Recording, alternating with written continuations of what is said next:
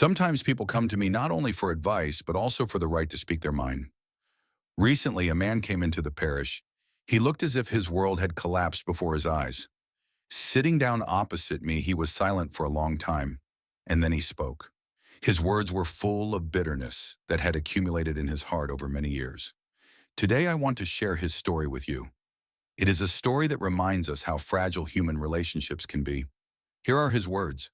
My name is Garnet Rivers. I am 65 years old, and I live in the small town of Stillwater, Oklahoma. I worked as a mechanic at a local agricultural machinery factory for 37 years until I was forced to retire 3 years ago. The factory produced plows, cultivators, and other equipment for farmers across the state. The work was hard but honest. I came in at 7 every morning, worked until 4, earned a decent wage, and never cheated anyone. My wife Dolores died 8 years ago, and since then I've lived alone in our little house. We met in high school and got married when I was 21 and she was 19. We lived together for 42 years and I never regretted my choice.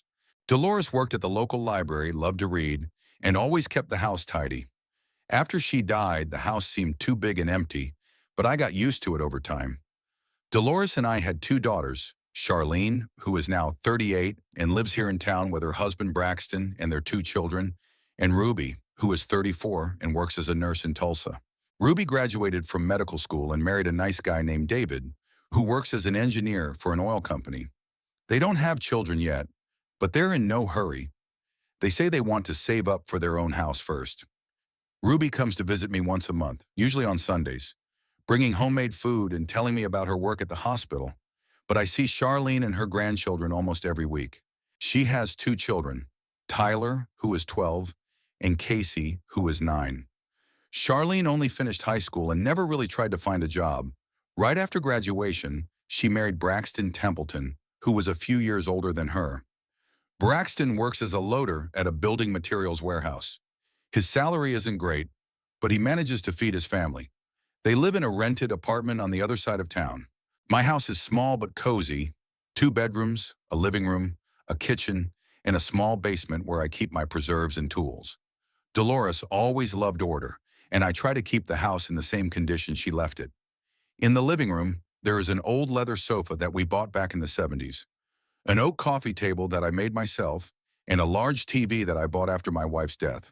On the walls hang family photos, our wedding, our daughter's birthdays, graduations, the birth of our grandchildren. Behind the house is a quarter-acre plot of land where I grow vegetables for myself and my neighbors. Every spring I plant tomatoes, cucumbers, zucchini, carrots, onions, and greens. Dolores taught me how to preserve vegetables for the winter, and now I have rows of jars of pickles and marinades in my basement. My neighbors often ask me to share my harvest, especially tomatoes. Mine turn out to be particularly large and sweet. I have a decent pension, about $1,400 a month, plus a small amount of savings that I accumulated over the years. The factory had a good pension plan, and I always set aside a percentage of my salary.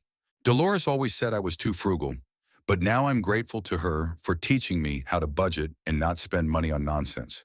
I have more than enough to live on. I can afford good food, pay all my bills without any problems, and sometimes buy something for the house or for my grandchildren. On that May morning, it was Wednesday, May 7th, I woke up at 6:30 a.m. out of habit. Although I can sleep longer now that I'm retired, after so many years of work, my body is used to getting up early. I had oatmeal with honey for breakfast, drank coffee, and went out to the garden around 8 a.m. The weather was excellent. The sun was shining brightly but not hotly. The temperature was 22 degrees Celsius, and there was a light breeze. It was perfect weather for working in the garden. I was digging in the garden, planting tomato seedlings that I had grown myself on the windowsill back in March. These were the Beefmaster and cherry varieties, which grow particularly well in our climate. I started preparing the seedlings at the end of February, sowing the seeds in special pots, watering them every day, and making sure they got enough light. By May, I had 24 strong seedlings that were ready to be transplanted into the open ground. I prepared the soil for the garden back in April. I dug it over and added compost, which I make myself from food waste and fallen leaves. Each tomato bush had to be carefully removed from the pot without damaging the roots. A hole of the appropriate size had to be dug. The plant had to be planted and immediately tied to a wooden stake. It's painstaking work, but I love it. There's something soothing about working with the earth. I was just tying the sixth young shoot to the stake when I heard a loud cry from the neighboring plot. I straightened up, stretched my back, and saw Norma running out of the Belcher house, a 72-year-old woman with whom we have been friends for many years. Norma was widowed 10 years ago and lives alone with her son Denver, who causes her nothing but trouble. "Help! Garnet, help!" she shouted, looking back and stumbling as she ran. Norma was dressed in a blue robe and slippers. Her gray hair was tousled and her face was contorted with horror. She ran unevenly, clutching her left side with her hand. Apparently her heart was hurting or she was simply out of breath. Her son Denver tumbled out of the house behind her. A man of about 45, unshaven, wearing a dirty t-shirt with holes and stretched jeans. He was holding an aluminum baseball bat, his face contorted with rage. I immediately realized he was drunk. His gait was unsteady, his eyes were bloodshot, and he was babbling something incomprehensible. Denver worked here and there, as a loader, a mechanic's assistant, a janitor, but never stayed anywhere for long. He mostly drank away the money his mother earned cleaning offices. "Where's the money, you old hag?" he yelled, waving the bat above his head. "I know you're hiding it. You think I'm stupid?" His voice was hoarse, his words slurred. It was clear that he had been drinking heavily, probably since morning, or maybe even since last night. Norma tripped over the garden hose and fell onto the grass near the fence separating our properties. The fence was wooden, about 6 feet high, painted white, with paint peeling in places. Norma was lying on her side, breathing heavily and clutching her chest. Denver was approaching her, and I realized I couldn't delay. I dropped the pot of seedlings I was holding, grabbed the shovel I had just been using to loosen the soil, and headed for the fence. The shovel was heavy, with a wooden handle and a steel blade, a reliable tool that I had been using for 15 years. "Hey, Denver!" I shouted, trying to sound firm and loud. "Leave my mother alone." He stopped and slowly turned to face me. His face was swollen, his beard unshaven for a week, his eyes red and angry. His t-shirt was stained with food and, judging by the smell, alcohol. He reeked of booze. "What are you getting at, old man?" he growled, swaying on his feet. "It's none of your business. She's my mother, and I'll do what I want with her." "Norma, get up and run into the house," I shouted to my neighbor, but she lay on the ground and didn't move, only breathing heavily. Denver looked at me with contempt and swung his bat. He hit the wooden fence with all his might where the boards were thinner. There was a loud crack, and 2 boards flew apart in splinters. He hit it again, then again, and a gap almost a meter wide formed in the fence. "Now I'll show you how not to mind your own business," he hissed, climbing over the broken fence onto my property. Denver stepped onto my land, breathing heavily and clutching the bat with both hands. Despite his drunkenness, he was a big man, taller than me, broader in the shoulders, and about 20 years younger. When sober, he could have easily crushed me. I gripped the shovel handle tighter and braced myself for a fight. In my youth, I had boxed in the army and even competed, but that was over 40 years ago. Now I was 65, and although I was in fairly good health, I didn't have the strength I used to. However, there was nowhere to retreat. Between us and the house was a garden bed with freshly planted tomatoes, and behind us was a shed. Denver staggered toward me, bat in hand. The alcohol clearly affected his coordination, but it did not diminish his anger. "You think I'm afraid of you, old man?" he yelled. "I'll show you how to talk to old farts." He swung the bat, aiming for my head. I instinctively jumped to the side, and the aluminum bat whizzed past my head, grazing the edge of my old baseball cap. I felt the wind from the blow on my skin, a little closer, and it would have hit me in the temple. While Denver was regaining his balance after his miss, I swung the shovel and hit him on the head with the flat side. I aimed for the temple but hit him just above it on the top of his head. It was a strong blow. After all, my hands are still strong from many years of working in a factory, and my anger gave me extra strength. Denver staggered, dropped the bat, which fell to the ground with a clang, and grabbed his head with both hands. "Damn you!" he groaned and fell to his knees. Blood from the wound on his head flowed between his fingers. I quickly jumped on him, twisted his arms behind his back, and pinned him to the ground, pressing my knee into his back. He tried to break free, cursing and threatening me with violence, but his strength had already left him, and I had no trouble keeping him on the ground. "Norma," I shouted to my neighbor, "call the police!" "Hurry." Norma somehow got to her feet, dusted off her robe, and hobbled toward her house. She moved slowly, holding onto the fence, but it was clear that she wasn't seriously injured. She had just been scared and fallen. Denver lay beneath me and continued to curse, but more quietly now. His head must have been hurting because he groaned several times. The bleeding had stopped. The wound wasn't as serious as it had seemed at first. "Let me go, you old goat," he muttered. "I'll show you." "Lie still," I replied. "The police will be here soon, and you'll explain everything to them." 15 minutes later, a police car pulled up to the house and 2 officers got out. Sergeant Miller, whom I had known since I was a boy, and a young constable whose name I didn't remember. Miller was the son of our former neighbor and attended the same school as my daughters, only a few years younger. "What happened here, Mr. Rivers?" Miller asked as he approached us. I briefly recounted what had happened. The constable handcuffed Denver and helped him to his feet. He swayed and mumbled something incomprehensible, but he no longer resisted. "This isn't the first call about Denver Belcher," Sergeant Miller said. "This time he'll definitely be locked up for a few months for assault and property damage. Do you have any witnesses?" I pointed to Norma, who was standing on her porch watching what was happening. Miller approached her and took her statement. Then he photographed the broken fence and asked me to write a statement. "Mr. Rivers, do you need to see a doctor?" asked the constable. "Maybe you have some bruises or something hurts?" I examined myself. There were no injuries, only a slight ache in my back from having to hold Denver down. "No, I'm fine," I replied. "But he should be taken to the hospital to have his head checked." They put Denver in the car and drove away. I was left alone on the property and began to assess the damage. The fence had been seriously damaged. 3 boards were completely broken, and 2 more were cracked. It could be repaired in a couple of hours if I went to the hardware store for new boards.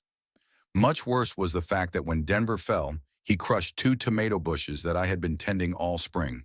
I picked up the broken pots and threw them in the trash. I carefully planted the remaining seedlings, finishing the job I had started. By noon, the whole garden bed was ready, and 22 tomato seedlings stood in neat rows, tied to stakes. About an hour later, when I was already having lunch in the kitchen, Norma knocked on my door. She was holding an apple pie, still warm from the oven, and a jar of homemade jam. "Garnet, I don't know how to thank you," she said, handing me the treats. "You're a real hero. I'm afraid to even think what he would have done to me if you hadn't intervened." Norma looked much better than she had in the morning. She had changed into a clean dress, combed her hair, and even put on a little makeup, but her hands were shaking as she held the pie. "Come in, Norma," I said. "Let's have some tea." We sat down at the old oak table in the kitchen, and I made some strong black tea. Norma told me what I already knew, but now I heard the details. Denver hadn't been able to find a steady job for over 2 years, was drinking more and more, and was becoming increasingly aggressive. It started with small requests to borrow $20 until payday to help with the rent. Then the requests became demands and the demands became threats. "He knows I have a little savings," Norma said, stirring sugar into her tea. "I've worked my whole life saving every dollar. I wanted to leave him something after I die, and he wants it all now, for booze." For the past 6 months, Denver had been demanding money from his mother almost every week. When she refused, he would make a scene, yell, and break furniture. Several times the neighbors called the police, but Norma didn't file a report. He was her son, after all. "And today he completely lost his mind," she continued. "He woke up drunk and started yelling that I was hiding money from him. He started threatening me with a bat he found in the garage. I was so scared that I ran out of the house. I think it would be good for him to spend some time in jail," I said. "Maybe that would bring him to his senses." "God willing," sighed Norma. "I don't have the strength to fight him anymore. At his age, it's time for him to earn his own money, not extort it from his mother. His father was already a foreman at a factory at 45, had his own house, and was raising children. After my neighbor left, I ate a piece of pie for dinner. It was very tasty with cinnamon and vanilla, and thought about how lucky I was with my children. Ruby became a nurse, lives her own life in Tulsa, never asked me for money, on the contrary. Sometimes she tries to help me financially, although I refuse. Charlene is married and raising two wonderful children, and although I don't always like Braxton, he's too hot-headed and likes to drink beer with his friends. He works honestly and supports his family as best he can. Of course, sometimes they ask for help buying clothes for their grandchildren for the new school year, or paying for unexpected expenses, car repairs, doctor's bills. But that's normal. That's what grandfathers are for. They never demanded money from me, never threatened me, never made a scene. They always asked politely and thanked me for my help. In the evening around 7 o'clock, Charlene's beat-up beige Honda Civic pulled up to the house. The car was old, about 10 years old, with a dent in the rear fender and suspicious noises coming from the engine. But it ran well. My grandchildren, 12-year-old Tyler and 9-year-old Casey, jumped out of the car. Tyler was almost as tall as me, thin, with his mother's dark hair and a serious expression on his face. He was a quiet child who loved to read and was interested in baseball. He did well in school, especially in math and science. Casey was the complete opposite of her brother. Small, with her father's blonde hair, very lively and talkative. She danced, loved to draw, and could talk for hours about all sorts of nonsense. "Grandpa," Casey shouted, throwing her arms around my neck. "Is it true that you beat up the bad uncle today?" Apparently, news travels fast in our small town. By evening, the whole neighborhood knew about the fight with Denver. "How do you know?" I asked, hugging my granddaughter and inhaling the scent of her strawberry-scented shampoo. "Miss Harper told Mom at the store," Tyler replied, approaching us more cautiously. "She said you hit him over the head with a shovel and they took him away in a police car." "Tyler, watch your language," Charlene scolded her son as she approached us. Her daughter looked tired and worried. She had dark circles under her eyes. Her hair was carelessly tied back in a ponytail, and she wasn't wearing any makeup. She was dressed in old jeans and a worn t-shirt. Charlene usually took care of her appearance, even when money was tight. "Dad, can the kids stay with you tonight?" she asked, not looking me in the eye. "I need to discuss something with Braxton." It's important I looked at my daughter more closely. Something in her voice alarmed me. She was speaking too quickly, nervously fiddling with the strap of her purse, but I didn't ask her about it in front of the children. "Of course," I replied. "I always have room for them." Charlene kissed the children goodbye, told them to listen to their grandfather, and said she would pick them up tomorrow morning after breakfast. My grandchildren and I waved goodbye until the old Honda disappeared around the bend, sputtering exhaust fumes. "Grandpa, what's for dinner?" Casey asked when we got inside. "Mrs. Belcher's apple pie," I replied, "and I'll make you some eggs and bacon." The kids were delighted and ran to wash their hands. I took the eggs and bacon out of the refrigerator and turned on the stove. While I was cooking, my grandchildren told me about school and their friends. Tyler was into baseball and dreamed of making the school team next year, but the coach said he needed to train more and build muscle. Casey took dance classes at a local studio and had recently performed in a school concert dressed as a butterfly. "You know, Grandpa," Casey chattered as she ate her eggs, "Mom cried all day today." She thought I didn't see, but I did. Tyler looked at his sister reproachfully. "Casey, you don't need to talk about that." "Why not?" the girl asked in surprise. "You're not a stranger." I decided not to ask the children about their parents' problems. Whatever was going on between Charlene and Braxton would be cleared up tomorrow. After dinner, we watched cartoons on TV, some story about talking animals. Then we played board games that I had bought especially for my grandchildren. Around 9 o'clock in the evening, I put them to bed. Tyler on the fold-out sofa in the living room, and Casey in Ruby's bedroom, where there was a narrow bed. I went to bed late, around 11, but couldn't fall asleep for a long time. I kept thinking about what Charlene and Braxton could have discussed that was so important that they had to take the children away from home, and why my daughter looked so upset. In the morning, I woke up at 6:30 as usual, but the house was unusually quiet until I remembered that my grandchildren had spent the night there. Tyler and Casey were still asleep, and I decided not to wake them up early. I made breakfast for 3, pancakes with maple syrup, which the kids loved, scrambled eggs, and fresh orange juice. When my grandchildren woke up around 8 in the morning, we had a quiet breakfast, and I packed their things. Casey was chattering away as usual, telling me about a dream she had in which she was flying on a rainbow unicorn, while Tyler was focused and quiet. I noticed that the boy looked worried and asked several times if his mother was angry with him for something. Grandpa, why was Mom so sad yesterday? Casey asked as we drove to their house in my old Ford pickup truck. I don't know, sweetie, I replied honestly. She was probably just tired. Charlene's apartment was in an old two-story house on Elm Street, a 20-minute drive from my house. The house was built in the 1950s and needed some repairs, but the rent was inexpensive. $400 a month for a two-bedroom apartment on the first floor. Charlene and Braxton had a bedroom. The children slept on a pull-out sofa in the living room, and the kitchen was very small but functional. When we pulled up to the house, it was around 9 in the morning. I noticed that Braxton's car, an old red Chevrolet pickup truck, wasn't in the parking lot, but I figured he had already left for work. The workday at the warehouse started at 8 in the morning, so that made sense. The kids jumped out of the car and ran toward the house. I grabbed their backpacks and followed. At the door, I heard loud voices coming from inside the apartment. Someone was yelling, and it was definitely Braxton, so he hadn't gone to work. Tyler froze at the door, hesitating to go in. Casey also stopped, clinging to her brother. I walked over to them and knocked gently on the door. Charlene, I called. It's us, we brought the kids. The shouting inside stopped for a few seconds. Then I heard quick footsteps. Charlene opened the door, and I could see right away that she had been crying. Her eyes were red, there were tear tracks on her cheeks, and her hair was messy. She was wearing the same old robe she had on last night. Dad, she said quietly, maybe you should take the kids back. Braxton and I haven't finished talking yet, but Braxton was already behind her. He was shirtless, wearing only jeans, unshaven, his hair tousled. He smelled of beer and cigarettes. His face was angry, his fists clenched.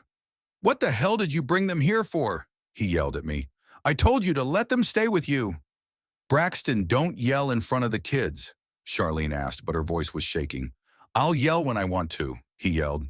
This is my house and I'm the boss here. I took my grandchildren by the hands and gently moved them away from the door. Kids, go to the car, I said calmly. Wait for me there. Tyler nodded and pulled his sister toward the pickup truck. Casey looked back, not understanding what was going on, but obediently followed her brother. When they were far enough away, I entered the apartment. Inside, it was a mess. Shards of a broken plate lay on the floor, a chair was overturned, an empty beer can stood on the kitchen table. The windows were closed, the air was stuffy, and it smelled of tobacco and alcohol.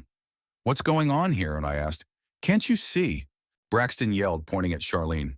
This idiot spent the money I left for groceries. She just took $150 and spent it on nonsense. I bought the kids' clothes for the summer, Charlene said quietly. Casey's sandals are falling apart, and Tyler's shorts are too small. The kids, Braxton mimicked her. And what do we have to eat? The fridge is empty, we have no money, and you're spending it on rags. He grabbed an empty beer can from the table and threw it at the wall. The can bounced off and rolled across the floor with a metallic clang. Braxton, calm down, I said, trying to keep my voice steady. We can discuss everything calmly. Shut up, he barked at me. This is family business, none of your damn business. He turned to Charlene and took a step toward her. My daughter instinctively backed away toward the wall. Where did you get the money, huh? Braxton continued to shout. I told you, it's for food. For food, do you understand? The kids have outgrown their old clothes, Charlene repeated, and I could hear the desperation in her voice. What was I supposed to do? They couldn't go to school in torn sandals. They could, he yelled. I wore shoes with holes in them when I was a kid, and nothing happened. You're a spoiled princess, used to having daddy buy you everything. I felt anger boiling up inside me, but I tried to hold back. I couldn't yell and scream in front of the children, even if they were sitting in the car. Braxton, I said as calmly as possible, if you need money for groceries, I can help. There's no need to argue about it. No need. He turned to me and I saw real anger in his eyes. Who asked you? I can feed my family myself. I don't need your handouts.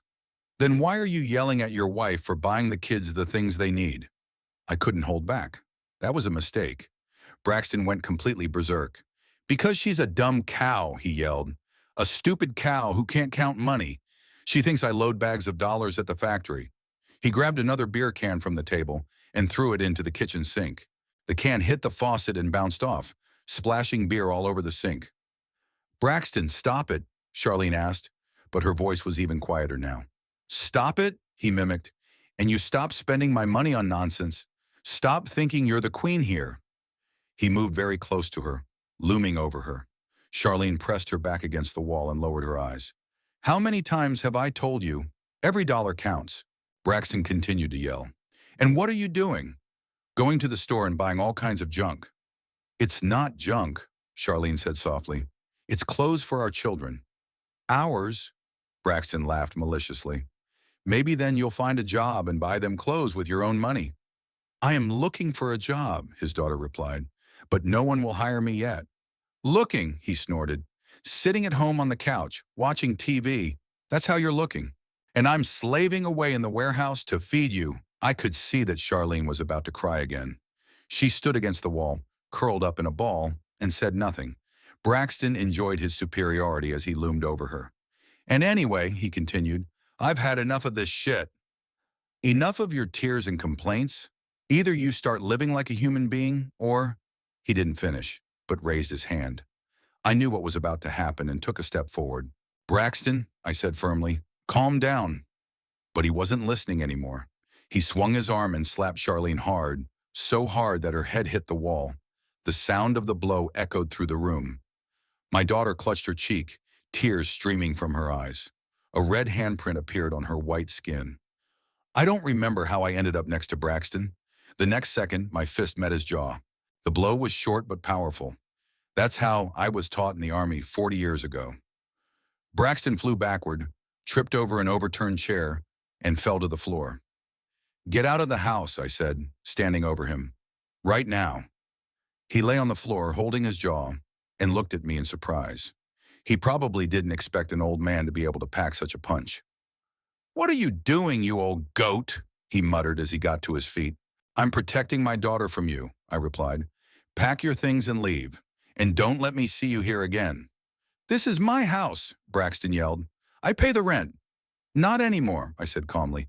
Leave voluntarily, or I'll call the police and tell them how you beat your wife. Braxton rubbed his jaw, spat blood on the floor, and looked at me with hatred. Then he turned his gaze to Charlene, who was still standing by the wall, pressing her hand to her cheek. You'll regret this, he said to her. Without me, you'll all starve to death here. He went into the bedroom, and from there came the sounds of cupboards being opened and something falling to the floor. 10 minutes later, he came out with a large sports bag, threw the apartment keys on the floor, and headed for the door. See you in court, he said as he left. And I'll take the children away from you. You can be sure of that. The door slammed and the apartment fell silent. Charlene slowly sank into a kitchen chair and began to cry. Quietly, hopelessly. I sat down next to her and put my arm around her shoulders. It's over, I said. He won't touch you anymore. Dad, she sobbed, I was so scared. He was getting worse and worse, angrier and angrier. I thought sooner or later he would kill me. Why didn't you tell me? I was ashamed, my daughter admitted. You warned me that he wasn't the right person for me. But I didn't listen. I thought love would conquer all. Indeed, when Charlene met Braxton at the age of 19, I knew right away that nothing good would come of it. He was 5 years older than her, already had a drinking problem, and worked odd jobs. But my daughter was in love and didn't want to listen to anyone. How long has he been beating you? I asked. 1.5 years, Charlene replied quietly. At first, only when he was drunk. Then he started doing it when he was sober. He said I was driving him crazy, that I was a bad wife. I felt the rage rising in me again. If Braxton were here now, I would kill him. Charlene, I said, you have to file for divorce. Right away. I know, she nodded. I've already decided. I'll go to a lawyer tomorrow. I'll help you, I promised. With a lawyer, with money, with the kids. Don't worry, we'll take care of everything. We tidied up the apartment, swept up the broken glass, put the chair back in its place, threw away the empty beer cans. Then I went to the car to get my grandchildren. Where's Daddy? Tyler asked when we entered the house. Daddy's gone, Charlene replied, trying to sound calm. He's going to live separately. Forever? Casey asked. Yes, sweetie. Forever. The children listened silently. Tyler nodded as if he had been expecting the news, while Casey frowned, thinking about what she had heard. Are we going to live here? The girl asked. For now, yes, her mother replied. We'll see. I spent a couple more hours with them, helping Charlene make a list of things that needed to be decided in the coming days. Divorce, alimony, work. When the children sat down to watch cartoons, my daughter and I talked about money. Dad, I don't want to be a burden to you, Charlene said. You're not a burden, I replied. You're my daughter and they're my grandchildren. For now, I'll help with the rent and groceries while you find a job. Thank you, she whispered and started crying again. I got home in the middle of the day, but I couldn't settle down. I kept thinking about what had happened and was angry at myself. Why hadn't I noticed earlier that Braxton might be beating his wife? Were there signs that I didn't notice? In the evening around 7, I drove to the way home, a small diner on Main Street where I usually met my best friend, Coder Minton. We had been friends since school, served in the Army together, and then worked at the same factory. He as a mechanic, I as a mechanic. Coder retired the same year I did, and now we met 2 or 3 times a week to have dinner and discuss the news. Coder was already sitting in our usual corner, having ordered coffee and a slice of apple pie. He was 2 years older than me, short, stocky, with a gray beard and kind brown eyes. His wife had died before mine, and he had no children, so he lived all alone in a small house on the outskirts of town. Garnet, he said when I sat down at the table, you look like you've been run over by a train. What happened? I ordered coffee and a hamburger and told my friend everything that had happened that morning. Coder listened silently, only occasionally shaking his head. Son of a bitch, he said when I finished. Too bad you didn't break his jaw. I think so too, I admitted. He beat my daughter for a year and a half and I didn't even know. How could you have known? Coder objected. She hid it from you. These women always think that a man will change, that love will fix him. We had dinner and discussed what would happen next. Coder offered his help. He knew a lawyer named Stephen Clark who specialized in divorce cases. Clark is a smart guy, Coder said. He'll help you get everything in order, so that bastard can't take the kids away from you. Do you think he'll try? I asked. Definitely, my friend nodded. Guys like that always seek revenge. He'll demand custody despite his ex-wife. We agreed that Coder would call Clark tomorrow and set up a meeting. Then I told him about yesterday's fight with Denver Belcher, and Coder laughed. You're a real warrior, Garnet, he said. You took down 2 guys in 2 days. At our age, that's quite an achievement. I returned home around 9 in the evening, feeling exhausted. It had been a difficult day, but the right decisions had been made. Charlene was finally free from her tyrant, and her children would no longer have to watch their father beat their mother. Now the main thing was to help her daughter get back on her feet and start a new life. Lawyer Stephen Clark turned out to be a sensible man in his 50s, with gray temples and a calm voice. Coder was right in his recommendation. Clark took on Charlene's case and promised to get the divorce done quickly and without unnecessary complications. His fee was $1,500, which I paid without hesitation. Mr. Rivers, Clark said during our first meeting, your son-in-law has no real grounds to demand custody of the children. His unstable job, alcohol problems, and incidents of domestic violence all work against him. But he may try to complicate the process out of revenge. That's exactly what happened. Braxton hired a cheap lawyer and demanded joint custody, claiming that Charlene was incapable of providing for the children without his help. He even filed a counterclaim, accusing his wife of turning the children against him and spending the family's money on unnecessary purchases. But Clark worked professionally.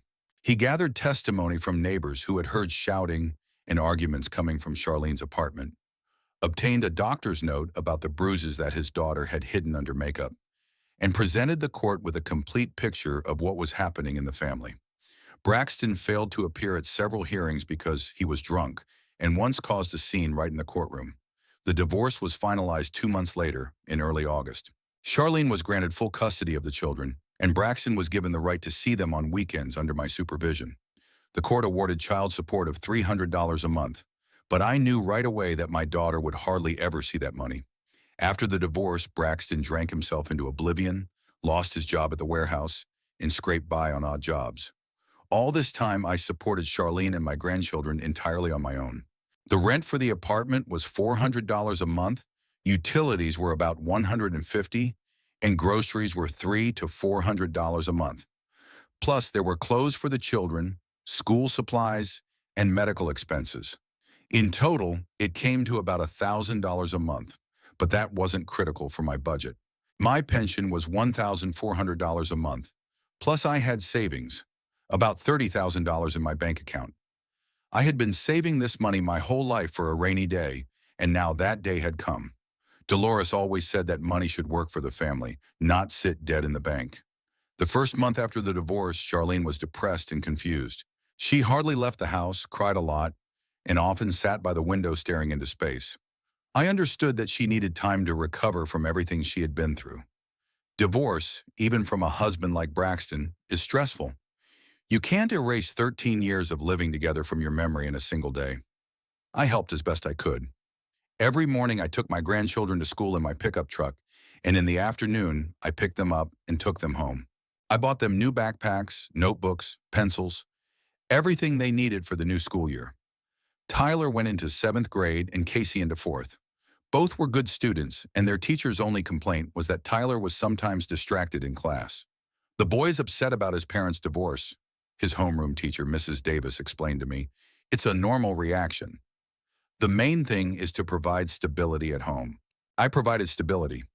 Every weekend, my grandchildren stayed with me, and we went to the movies, went fishing, and played baseball in the yard.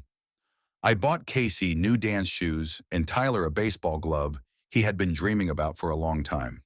The children gradually returned to normal, getting used to their new life without their father. Charlene, however, was recovering more slowly. She was really depressed for the first few weeks, but by the end of August, her mood had improved. She started spending more time in front of the mirror, paying more attention to her appearance, and even made an appointment with a hairdresser.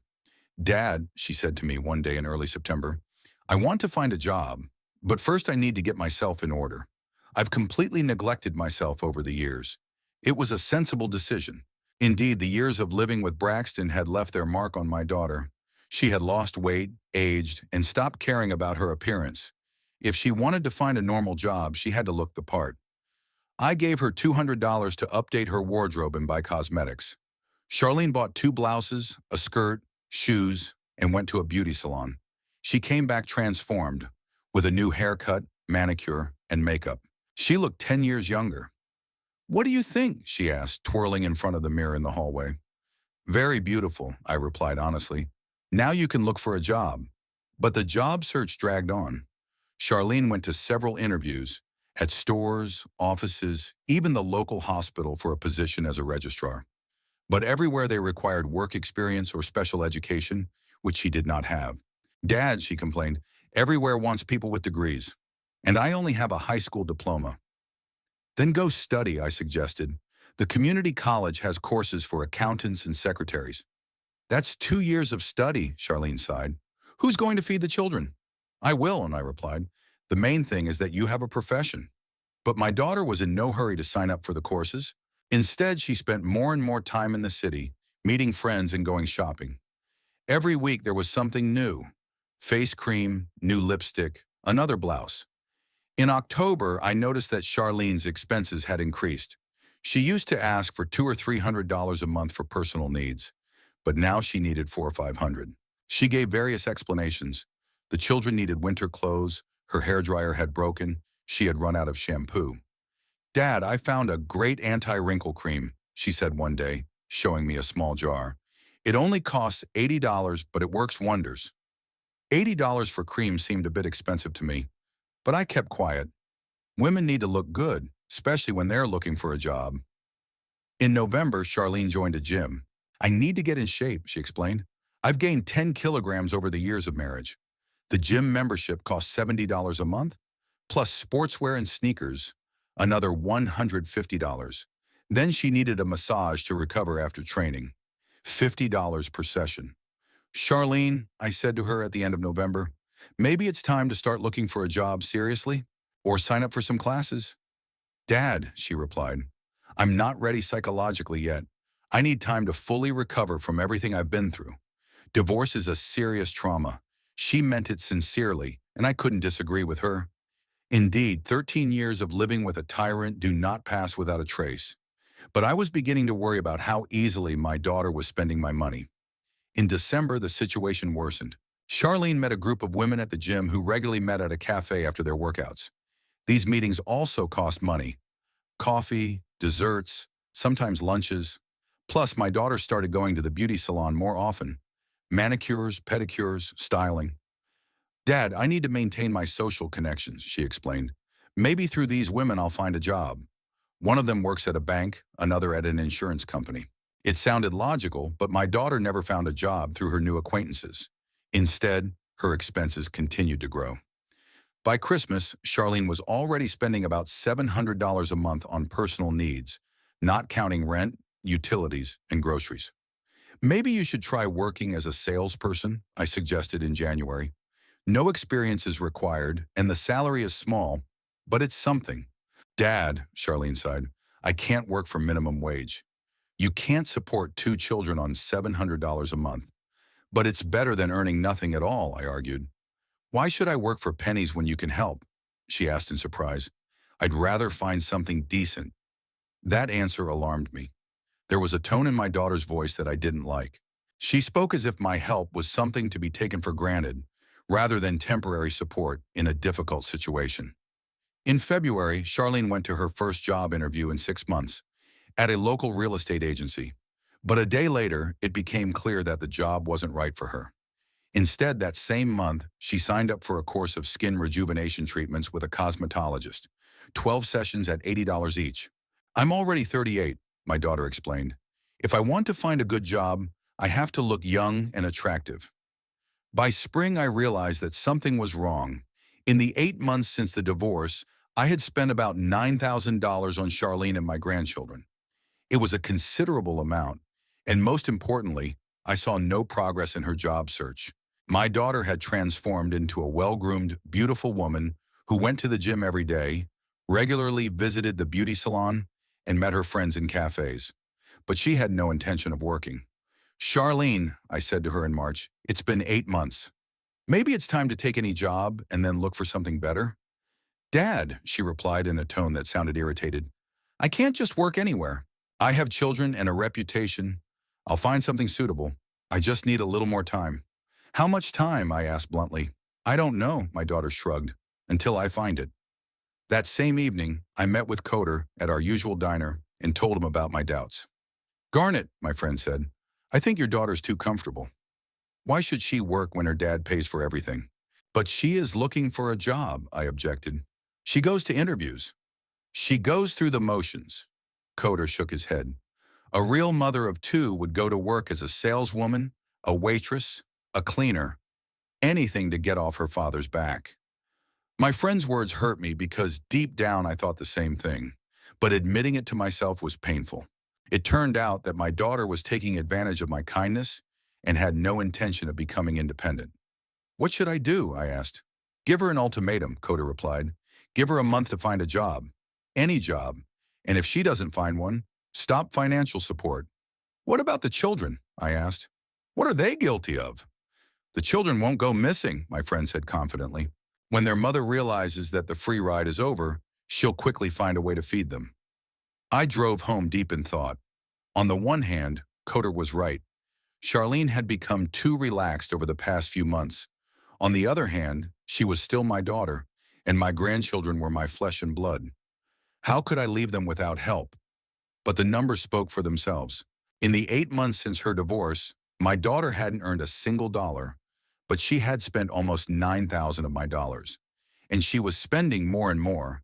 If in August she needed $1,000 a month, now she needed $1,500. My savings were dwindling. Of the $30,000, just over $20,000 remain. At this rate, in a year, I would have to go into debt or sell the house. That evening, I sat in Dolores's chair for a long time and thought about what my wife would have done in this situation. Dolores was a wise woman. She would have found the right solution. She would probably have talked to our daughter frankly, without beating around the bush, and explained to her that help should be temporary, not permanent. But I wasn't ready for such a conversation yet. I still hoped that Charlene would understand and find a job on her own. Maybe she really needed a little more time. The next 3 months followed the same pattern. Charlene continued to live off my money, showing little enthusiasm in her search for work. Sometimes she mentioned that she had called some company or sent a resume, but it rarely led to actual interviews. On the other hand, her expenses grew steadily. In April, my daughter signed up for makeup classes, $120 for 8 lessons. In May, she bought a new summer wardrobe, $300 for dresses, blouses, and shoes. In June, she decided she needed a personal trainer at the gym because group classes weren't effective enough. Personal training cost $80 an hour, and Charlene went to the trainer twice a week. "Dad, I need to stay in good shape," she explained. "When I find a job, I have to look my best." I was starting to lose patience, but I continued to pay. In the end, the expenses for my daughter and grandchildren still fit within my budget, although my savings continued to dwindle. By June, there was just over $15,000 left in the account, out of the original $30,000. My grandchildren got used to their new life. Tyler finished 7th grade with good grades and signed up for summer baseball league. I bought him a new uniform and a professional bat for $150. Casey continued to dance and was preparing for her summer concert. She needed a special costume for $80 and new dance shoes. The children were happy. They got everything they wanted without asking too many questions about where the money came from. For them, their grandfather was an inexhaustible source of good things.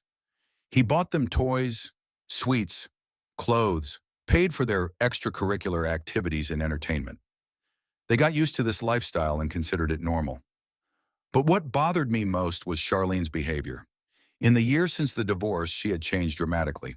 From a frightened, tormented woman, she had turned into a confident lady who went to the gym every day, met with friends in cafes, and spent money on all kinds of pleasures. She clearly enjoyed her new life and had no intention of changing anything. "I like who I've become," she confessed to me at the end of May. "For the first time in many years, I feel truly free and happy." I understood her feelings, but I was concerned that this freedom and happiness were being paid for out of my pocket.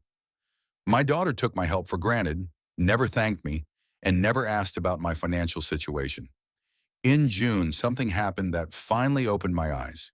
I arrived as usual to pick up my grandchildren for the weekend and saw an unfamiliar car parked near Charlene's house. A bright red Ford pickup truck, obviously new, with shiny chrome details and leather seats. "Whose car is this?" I asked Tyler, who ran out to meet me. "Mom's," the boy replied proudly. "She bought it yesterday." "Cool, huh?" I felt the ground slip away from under my feet. The new pickup truck cost at least $20,000 to $25,000. Where could Charlene have gotten that kind of money? My daughter came out of the house wearing a new summer dress and sunglasses. "Do you like it?" she asked, pointing to the pickup truck. "I've been dreaming about a car like this for a long time." "Charlene," I said, trying to keep my voice calm, "where did you get the money for this car?" "I took out a loan," she replied casually, as if she were talking about buying a loaf of bread. "The bank said that with my income, I could afford such a purchase." "What income?" I didn't understand. "You don't work." "Well, I indicated that I receive assistance from relatives." My daughter shrugged. "The bank counted it as stable income." I was shocked. It turned out that Charlene had taken out a loan, indicating my financial assistance as her income. And now the bank will require her to make monthly payments, which she clearly cannot do on her own. "How much does she have to pay per month?" I asked.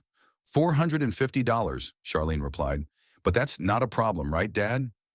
I realized that she expected me to agree to pay for this loan as well. For her, it was natural. If Grandpa helps with rent and groceries, then he'll help with the car too. "Charlene, I need to talk to you," I said. "Kids, go inside." The grandchildren ran off to play in the yard, and we were left alone by the brand new pickup truck. "Do you understand what you're doing?" I asked my daughter. "You've taken out a loan for a car you can't afford." "Why can't I?" Charlene asked in surprise. "I need a reliable car to drive to job interviews." "My old Honda is falling apart. A car that costs $5,000 to $7,000 would be fine for looking for a job," I objected. "But you bought a pickup truck for $25,000. "Dad," my daughter said in the tone you use to explain something to a child, "cheap cars break down all the time. I have children. I need safety and reliability." "And who's going to pay the loan?" I asked bluntly. Charlene looked at me in surprise as if I had asked a stupid question. "Well, you're helping me for now," she said. "And when I find a job, I'll pay it off myself." "What if you don't find a job in the next few months?" "I will," my daughter replied confidently. "Sooner or later, I will." I realized that the conversation was going nowhere. Charlene didn't see a problem with taking out a loan for money she didn't have. She was absolutely sure that I would continue to support her. Dad, she continued, if you're worried about money, you don't have to buy me clothes and cosmetics anymore. Just pay for the essentials, rent, utilities, and the car loan. At that point, I was completely speechless. Not only had my daughter spent $25,000 without my knowledge, but she was also dictating to me what I should and shouldn't pay for. Charlene, I said, I've been supporting you and the kids for over a year. I've already spent over $15,000, and all this time you haven't been working. I'm looking for a suitable job, she replied. I can't go to McDonald's for $7 an hour. Why not? I asked. $7 an hour is $1,200 a month, plus tips. That's enough to cover some of your expenses. My daughter looked at me as if I had suggested she become a prostitute. Dad, I have a certain social status, she said. I can't work in fast food. What will my friends think of me? What will they think of you living off your father's money? I couldn't help asking. They think I have a rich dad who helps his daughter through a difficult period in her life, Charlene replied without a hint of embarrassment. And there's nothing wrong with that. I realized that we were speaking different languages. For me, helping my family was a temporary measure in a critical situation. For my daughter, it had become a way of life that she had no intention of changing. Charlene, I said slowly, what will happen if I can no longer help you? My daughter's expression changed. Her carefree attitude disappeared, and her eyes turned cold. What do you mean? She asked. My savings aren't endless, I explained.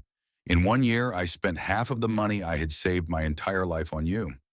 Dad, Charlene said, a steely note creeping into her voice, you do realize that the children are used to a certain standard of living, don't you?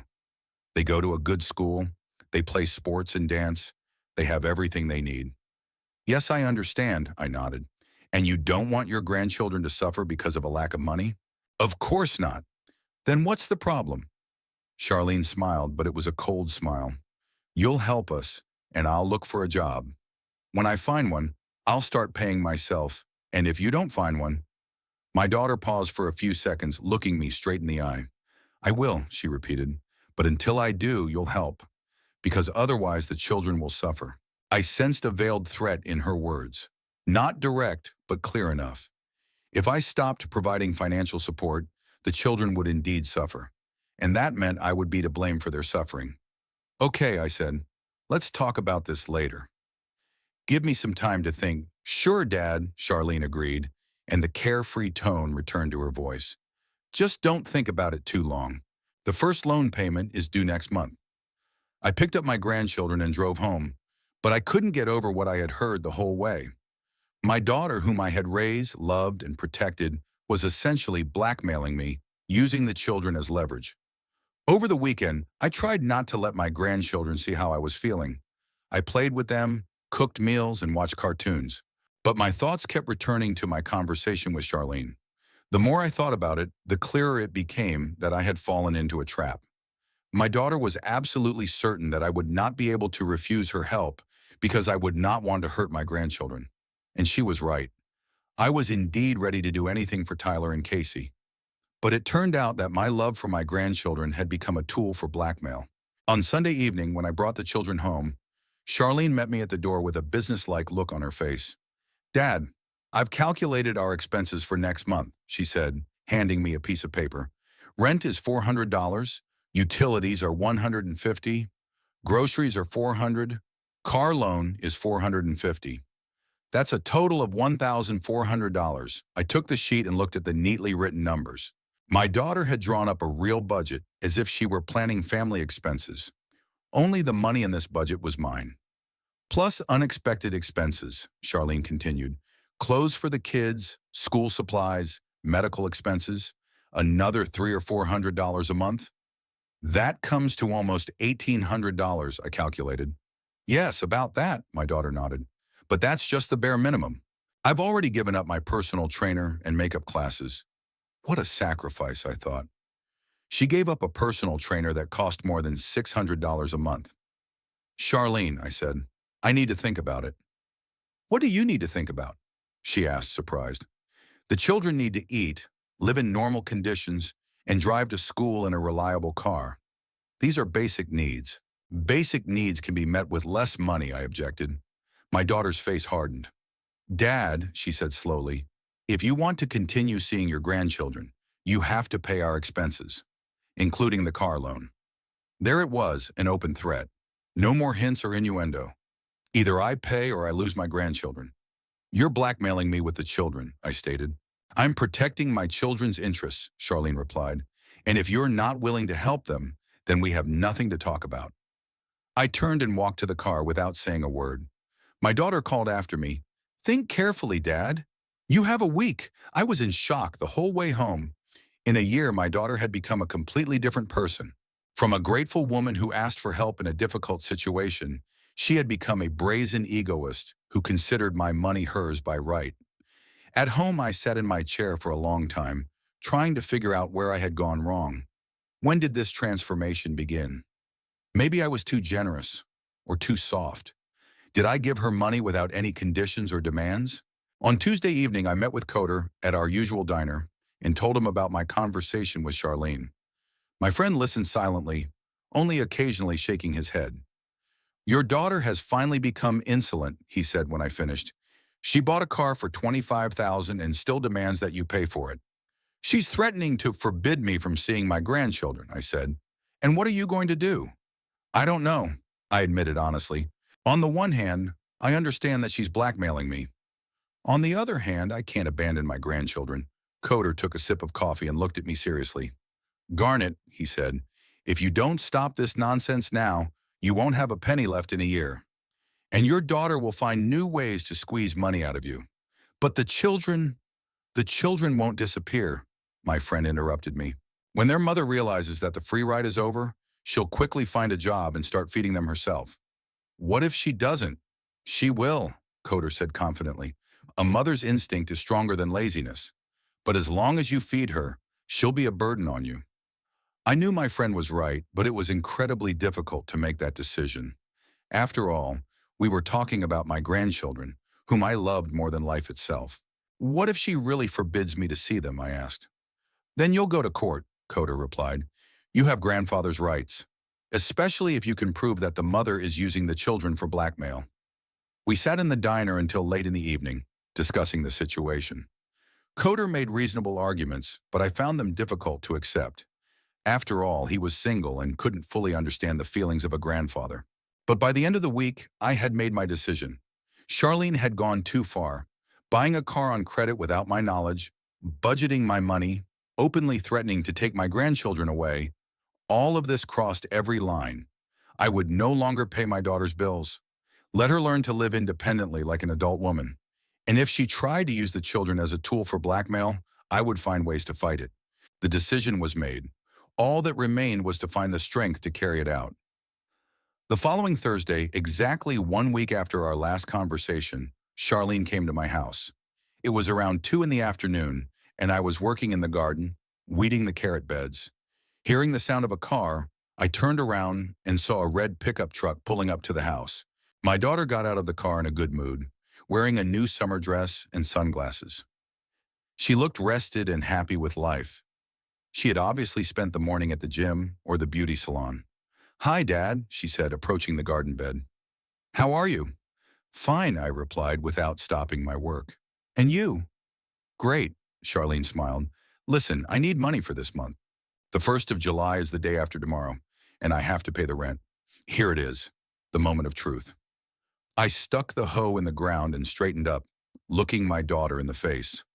Charlene, I said calmly, I'm not going to help you with money anymore. The smile on her face slowly faded. What did you say? She asked. I said I won't be paying your bills anymore. I repeated. No rent, no utilities, no car loan. Nothing. Charlene took off her sunglasses and looked at me in confusion. Dad, is this some kind of joke? No, it's not a joke, I replied. In the last year and a half, I've spent over $17,000 on you, and you haven't earned a cent during that time. But I'm looking for a job, my daughter protested. You've been looking for over a year, I said, and you're spending more and more money. You bought a car for $25,000. You go to the gym, to beauty salons. You meet your friends in cafes. I need to maintain a certain standard to find a good job. You can find a good job without a $25,000 car, I replied. You can work as a salesperson, a waitress, a cleaner. Any honest job is better than living off other people's money. Charlene's face turned red with anger. I won't work as a cleaner, she shouted. I have children, a reputation. Then find another job, I said calmly. But look seriously, not just for show, and live on what you earn yourself. My daughter stood in front of me, clenching her fists, and I could see that she was trying to contain her rage. Dad, she said through clenched teeth, you can't just take us and leave us like that. I have children. I'm not abandoning my children, I replied. Tyler and Casey can always come to my house to eat and sleep if they need to, but I'm not going to support a healthy adult woman who doesn't want to work anymore. How am I going to pay the rent? Charlene asked. Find a job and pay it, I said. Or sell your car and pay with that money while you look for a job. Sell my car? My daughter's voice rose to a shout. Are you crazy? I need a car. You need a car you can afford, I replied, not a $25,000 pickup truck. Charlene paced back and forth in the garden, nervously twisting the strap of her purse. Then she stopped and looked at me with cold anger. Fine, she said slowly. If you don't want to help your grandchildren, you won't see them anymore. That's your decision, I replied, though my heart ached. My decision? Snorted my daughter. You're abandoning them. You're abandoning your grandchildren for money. I'm not abandoning my grandchildren, I repeated. I refuse to support their mother, who doesn't want to work. We can't survive without your money, Charlene shouted. The children will starve. Then go to work, I said. The city is full of job openings. A waitress in a diner makes $1,200 a month plus tips. A salesperson in a store makes $1,000. That's enough for rent and groceries.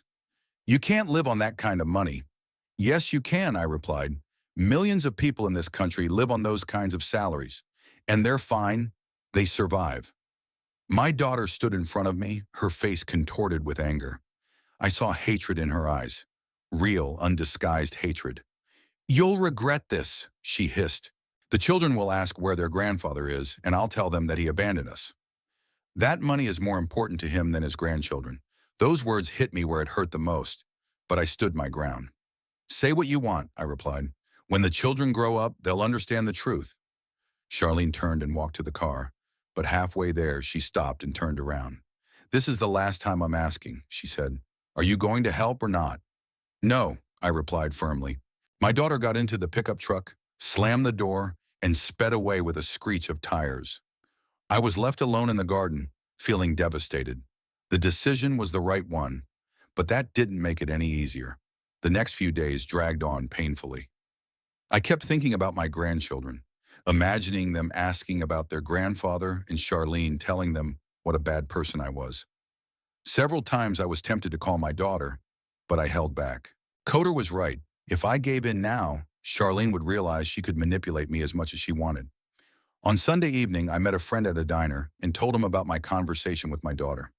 You did the right thing, Coder approved. It's tough, but it's right. Now the main thing is not to give up. What if she really won't let me see the kids, I asked. Then we'll go to a lawyer, my friend replied. Ekon, grandfathers have rights, especially if their daughter is using the children to blackmail them. But I hoped it wouldn't go to court. Somewhere deep down, I believed that Charlene would come to her senses, find a job, and everything would work out. A week passed. On Tuesday morning, I was watering the flowers on the porch when I saw a familiar red pickup truck slowly approaching the house. The car stopped, but Charlene didn't get out for a long time. Finally, the door opened, and I saw my daughter. She looked completely different. Her hair was unstyled, she wore no makeup, and she was dressed in old jeans and a wrinkled t-shirt. But the most important thing was the expression on her face. Instead of her usual confidence, I saw confusion and despair. Dad, she said as she approached the porch, can we talk? Sure, I replied, continuing to water the flowers. Charlene sat down on the porch steps and wrapped her arms around her knees. I need your help, she said quietly. What kind of help? Money, my daughter admitted. I don't have any money for groceries. The kids have been eating nothing but pasta for 2 days. I put down the watering can and looked at Charlene closely. She really did look bad. She had lost weight, had dark circles under her eyes and her hands were shaking. What about work? I asked. I haven't found anything yet, she replied, but I'm actively looking, I promise. I had 2 interviews yesterday. And one place requires experience as a cashier, the other requires night shifts. Who will stay with the children at night? I sat down next to my daughter on the steps. Charlene, what happened this week? She paused, looking at the ground. I couldn't pay the rent on Monday, she admitted. The landlord gave me until the end of the week. If I don't pay, he'll evict me. What about the car?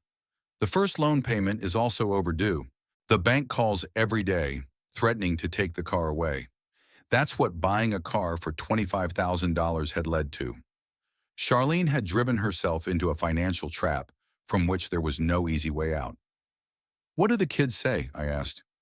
They ask why Grandpa doesn't come anymore. Charlene replied quietly. Tyler guesses that we had a falling out, and Casey cries and wants to visit you. My heart ached. I imagined my granddaughter crying, not understanding why her grandfather had disappeared from her life. Where are the kids now? I asked. At home, my daughter replied. I told them I was going to the grocery store. Go get them and bring them here, I said. I'll feed them properly. Charlene's face lit up with hope. Thank you, Dad. I knew you wouldn't abandon your grandchildren. I would never abandon my grandchildren, I confirmed. But that doesn't mean I'm going to support you. My daughter's expression changed. So you'll help after all? I'll feed the children, I replied. If they're hungry, they can always come to me to eat. But I won't give you any money. Dad, but how will I pay the rent? Find a job, I said. Any job. But I don't have time to look, Charlotte exclaimed. I have to pay the rent urgently, or they'll evict us. Then sell something, I suggested. Jewelry, clothes, appliances. That's pennies, my daughter dismissed. Pennies are better than nothing. Charlene sat there for a few more minutes, trying to find arguments that would make me change my mind. But I was adamant. Okay, she said finally. I'll go get the kids. Half an hour later, the red pickup truck returned.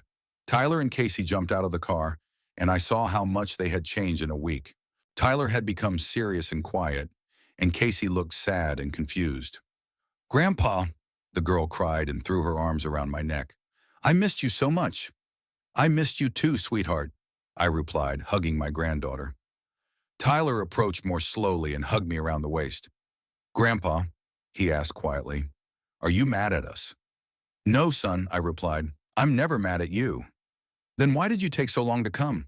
I looked at Charlene, who was standing next to the car listening to our conversation. I had things to do, I said evasively. But now we're together again. I took the children into the house and started making dinner. In the refrigerator were the cutlets I had prepared the day before, potatoes and fresh vegetables. The children ate so eagerly that it became clear that they had not been fed well at home. Grandpa, Casey said, eating her second cutlet, can I stay with you? I like your food. Of course you can, I replied. Come whenever you want. After lunch, the children played in the yard, while Charlene and I sat in the kitchen and continued our conversation. Dad, my daughter said, I applied for unemployment benefits.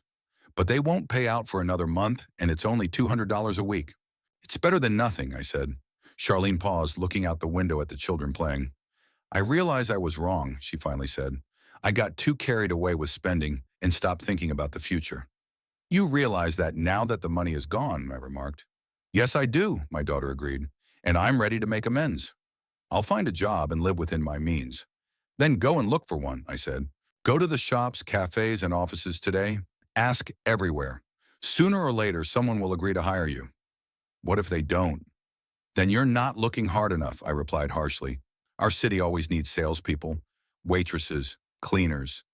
But I told you I can't work as a cleaner. You can, I objected. You just don't want to. And now you have no choice. Charlene sat silently, and I could see that she was trying to find some other way out. But there wasn't one. It was either work or poverty. Okay, she said finally. I'll go look for a job tomorrow. Any job, not tomorrow, today, I corrected her. Right now. But it's already evening. Cafes and restaurants are open in the evening. Go there and ask. My daughter realized that I wasn't going to back down. She said goodbye to the children and left to look for work. My grandchildren stayed with me for the night. In the evening, while we were watching cartoons, Tyler asked, Grandpa, Mom says we don't have any money. Is that true? Yes, I replied honestly. Mom doesn't have a job right now, so we don't have much money. Why isn't she working? She's looking for a good job, I said. She'll find one soon. Are we going to starve? Casey asked fearfully. No, I assured the children. If there's nothing to eat at home, come to me. I'll always feed you. The next morning, Charlene came to pick up the children for school. She looked even worse than yesterday. It was clear she hadn't slept well. How's the job search going? I asked. I went to 4 places, my daughter replied. Everywhere they say they'll think about it and call me back. Then keep looking. Dad, Charlene said pleadingly, give me enough money to pay the rent. I promise I'll find a job and pay you back. I looked at my daughter for a long time. Standing before me was a tired, frightened woman who had finally understood what real problems were. But she couldn't give up. No, I replied, figure it out yourself. Sell your car, your things, borrow from your friends. But you have to work yourself, Charlene began to cry quietly, hopelessly. What am I supposed to do? She asked through her tears. What all normal people do, I replied. Work to feed your children. My daughter wiped her tears and nodded. Okay, she said, I'll find a job. Any job. She took the children to school, and I stayed home with a heavy heart, but with the firm conviction that I was doing the right thing. Charlene had to learn to live on her own, and the sooner that happened, the better for everyone. I summed up this story with 3 things. First, silence does not solve problems. It is important to talk about pain. Second, love without respect turns into humiliation.